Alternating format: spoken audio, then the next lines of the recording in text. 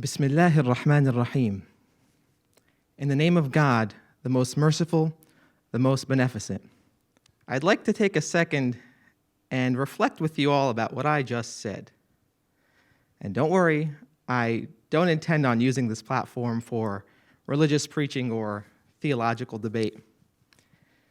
I'm more interested in reflecting with you all about how you perceived that opening invocation, how I perceived giving that opening invocation. Perhaps some of you may be a bit confused. What's he bringing up God for at this public forum? Maybe some feel alienated. Divine speech or divine talk is no place at a TED Talk. Others may feel like you relate a little bit, maybe even are rooting for me. Yeah, he's willing to talk about God so publicly at this TED Talk.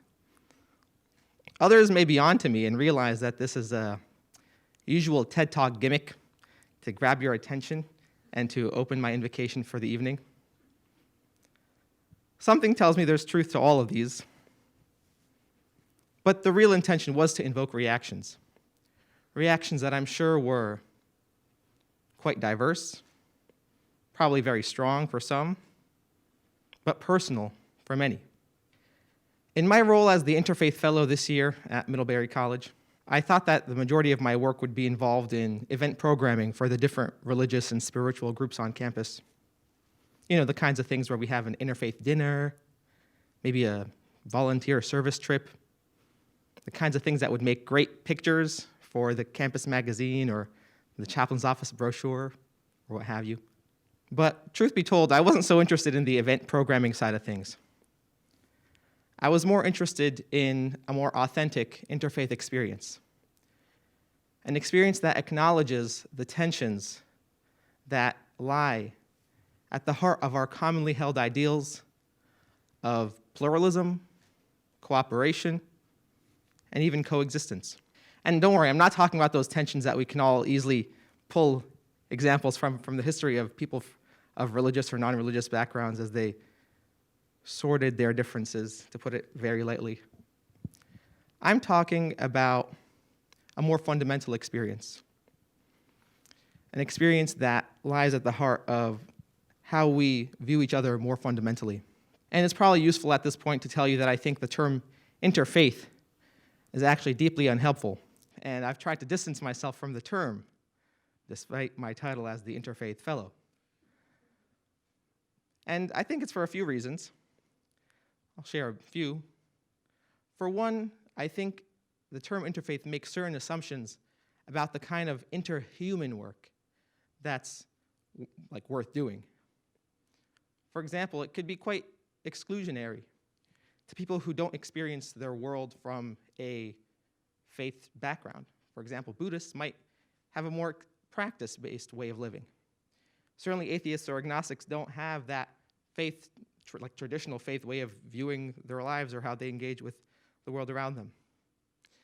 But it can also be quite alienating to people who do come from a traditional faith background, who view the world from multiple lenses, and not just the lens of their religion or spirituality. And so the kind of work that I was more interested in doing in my time as the Interfaith Fellow is to look at how we experience the world from our different perspectives, the different lenses with which we engage in the world. Maybe even call it interlens work. The different lenses that we think, act, and feel as we navigate our experiences. For some, that might be through a purely or fairly religious framework. They navigate the world through a religious perspective. For others, it might be through a totally non-religious, non-theistic, non-theological, even non-practice-based way of living. For most of us, it's a mixture of things. Perhaps our religious upbringings may inform our values or our beliefs. For some, maybe that religious upbringing, those values and beliefs, are exactly what we want to define ourselves in opposition to. But the reality is we all have lenses with which we engage in the world. Personally speaking, the lens with which I engage in the world is from a fairly religious one. I view the world in the pursuit of a the moral and the divine beauty. And if it's not how I usually navigate things, it's how I want to navigate things. It's a belief that we are all under the divine gaze, and that's actually how I think the world works. That not just me, when I'm giving the speech, there's a spiritual, religious dimension to it that includes you all and the wider world and the universe as well. But perhaps there are others who are viewing this speech from a totally different perspective, from the perspective of it's just a cool TED Talk, and there's no, strings attached theologically or spiritually. Perhaps there are some who are viewing this talk from the lens of a different divine gaze. Maybe we'll call it Brahman, whereas I might call it Allah. Regardless, we are viewing things from different lenses. And I think that's kind of strange if you think about it, just a little bit, maybe even funny. Can you imagine that perhaps the person, 2 rows or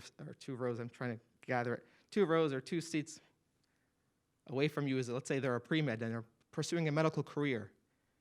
And their best reason for pursuing a medical career is in pursuit of glorifying their Lord and Savior, Jesus Christ. Whereas maybe 2 rows up or down from them is another pre-med who views pursuing a career in medicine as purely a means to help their fellow human. Let's say they're a secular humanist of sort. No divine strings attached. Once again, we have different lenses with which we engage in the world. Now, I think that's quite compelling.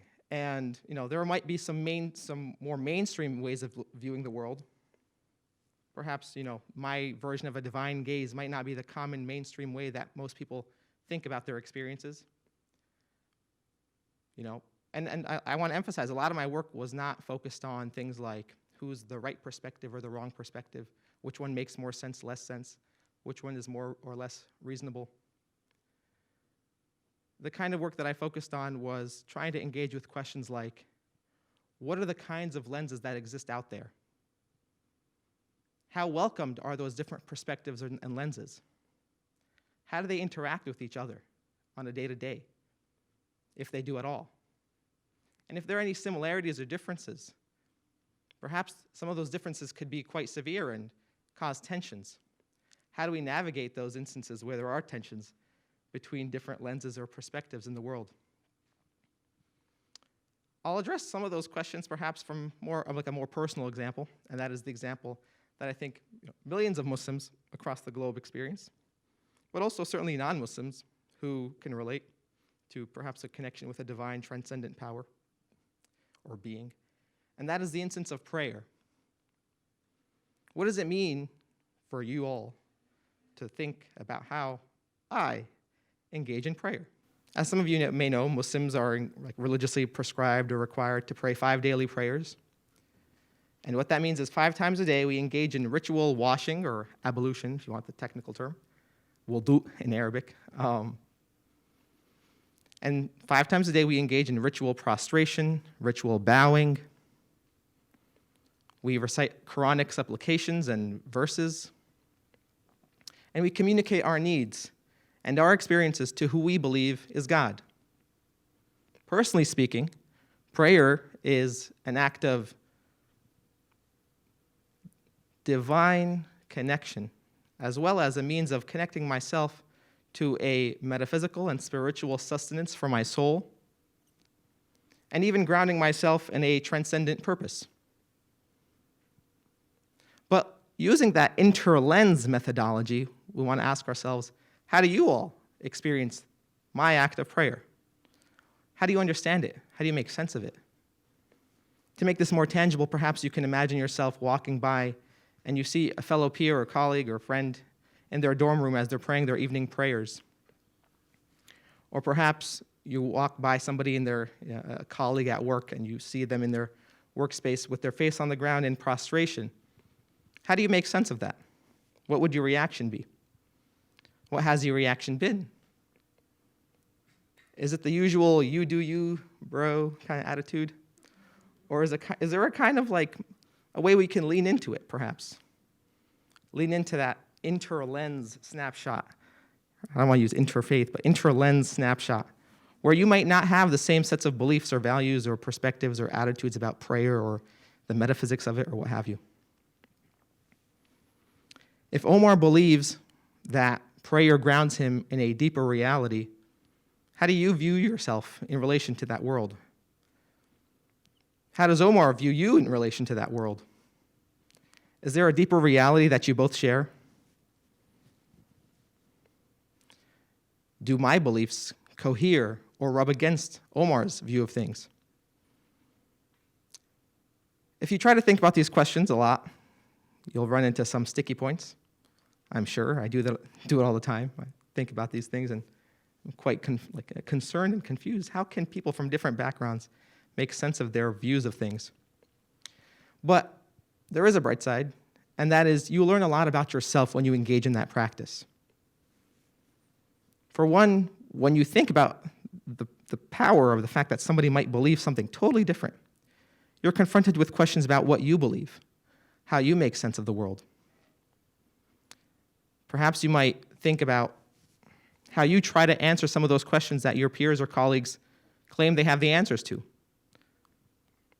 Perhaps you might even ask questions about why you might have your certain philosophical or theological or spiritual or religious leanings that might be similar or different from your friends or peers or your community or your colleagues. You ask yourself what stakes you have for taking certain beliefs or values.